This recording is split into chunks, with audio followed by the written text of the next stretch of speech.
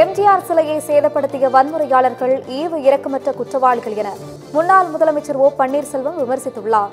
மதுரை விமான நிலையத்தில் செய்தியாளர்களை சந்தித்த OPS மதுரை அவனியாபுரத்தில் எம்ஜிஆர் சிலை சேதப்படுத்தப்பட்டதற்கு கண்டனம் தெரிவித்தார்.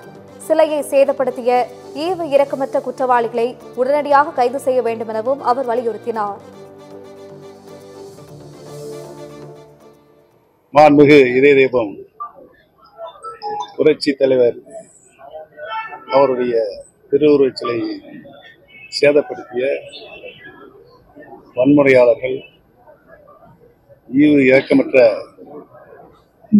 அந்த குற்றவாளிகளை தீவிர விசாரணை செய்து கண்டுபிடித்து உரிய தண்டனை வழங்க வேண்டும் என்று அனைத்து இந்திய அண்ணா திராவிட முன்னேற்ற கழக தொண்டர்களுடைய உரிமை சார்பாக கேட்டுக்கொள்கிறேன்.